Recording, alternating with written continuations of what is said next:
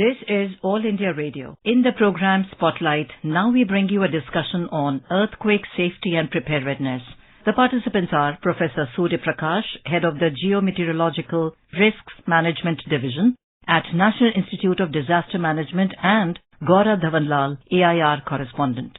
So when we talk of, an earthquake, many visions come, and social media now is full of course, the last one that Delhi felt the repercussions of, mildly in the national capital. Some parts of northern India also felt that. So we have certain conceptions about an earthquake, how to react, how to respond. So in simple terms, if you have to express to a layperson, how would you see an earthquake? What really is one? I would define earthquakes as natural ground vibrations that get generated due to few regions, which may be the collision of the different plates on the surface of Earth. The second can be due to volcanic activities. The third can be because of faults and thrust within the intraplate regions.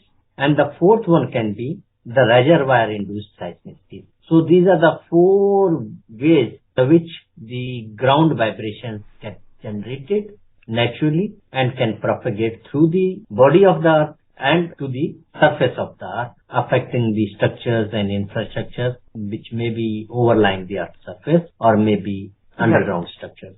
Right. Professor Prakash, when we think that an earthquake has struck and it can strike any time, whether it's the ripples, repercussions, or being at the epicenter, there are also certain guidelines about how to respond, how to react, what should be the first responder. So some things which are actually critical, what are the first responses that should come about when somebody starts feeling the tremors? When earthquake shaking has been felt by any human being, once you have felt the shaking, you will react to it. Normally there will be a reflex action, but we will often suggest don't go for reflex action, but respond to that situation. Respond to that situation means you assess what is the degree of the shaking. Is it likely to result into collapse of a building or only a crack or just a shaking of the structure? So in case the building is located on a safer ground with adequate foundation and earthquake resistant design, the building may not collapse.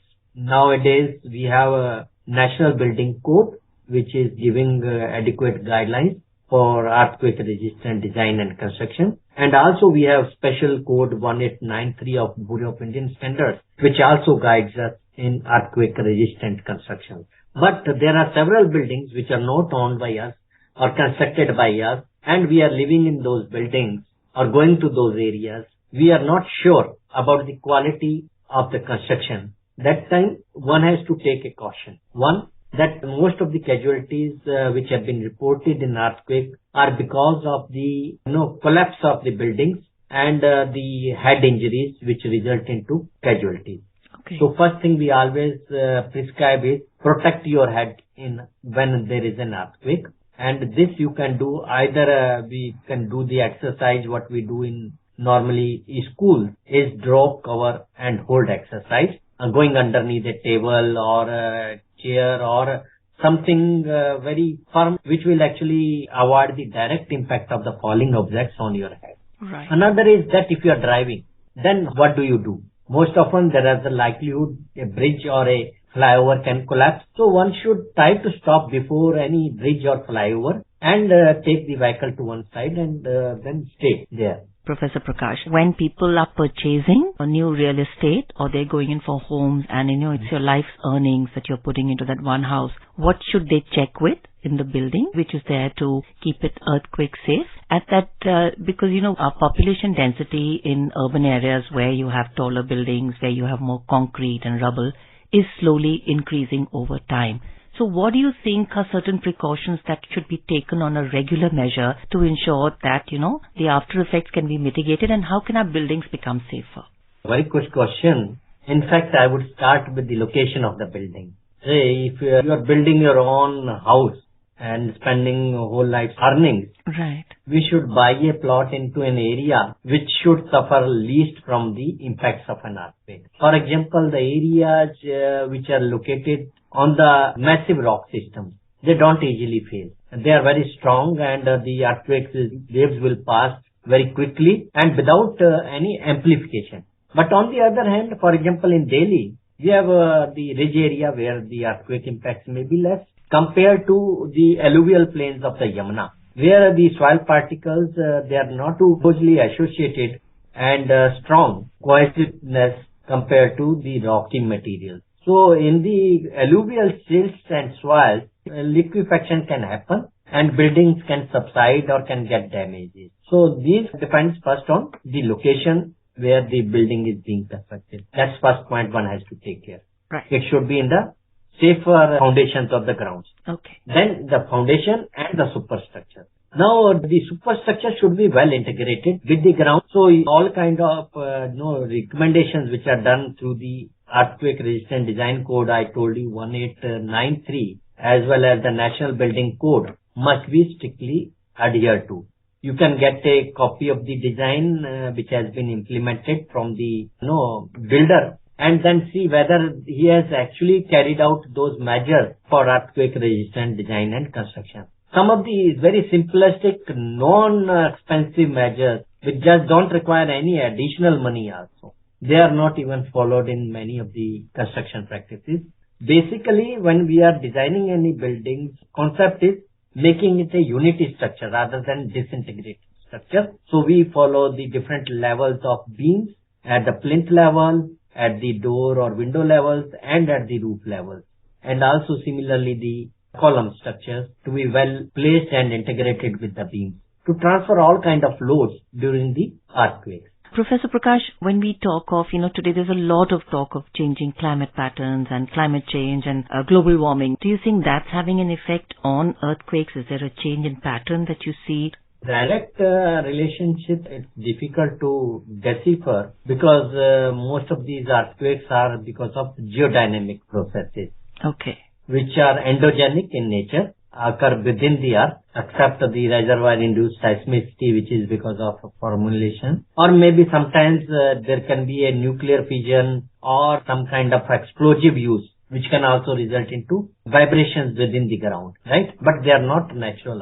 As far as the climate change relationships with the earthquakes, the changing climatic conditions, they can make the situations adverse due to extreme weather events when the earthquakes strike. I can cite one case. For example, I remember the case when the Sikkim earthquake took place. It was a Sunday evening around, 6 p.m. or 6:30 p.m. On 18th September 2011, when earthquake happened in Sikkim. And this earthquake actually caused a lot of damage. Along with the damage to the building, it resulted into many landslides. The weather was also quite rainy and it was difficult to actually operate or rescue people because of bad weather. So that can be one of the relations you can infer. But otherwise, these seem to be two independent processes. One are the atmospheric processes. Climate change is related to atmospheric changes or oceanic changes and changes between ocean and land environments. Whereas the earthquakes are mostly related to endogenic processes within the earth. Right. Maybe in the upper part, lithosphere or the asthenosphere, and the upper mantle part or inner parts of the earth. Right. Earthquake can get generated up to 700 kilometers within the earth. Professor Prakash, coming back to how do we make sure that we are well prepared? What are the nodal resources one should look at to know more about earthquake disasters, helpline numbers that we should have, the survivors or the families of people who are affected, they can call for any such information in India? Yeah, we now have actually disaster management authorities, disaster response forces at almost all the levels.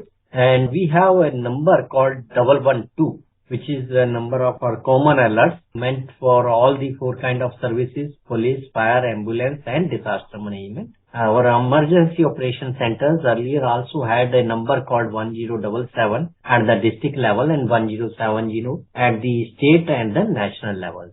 So the disaster management authorities, the National Disaster Authority has issued national guidelines on management of earthquakes.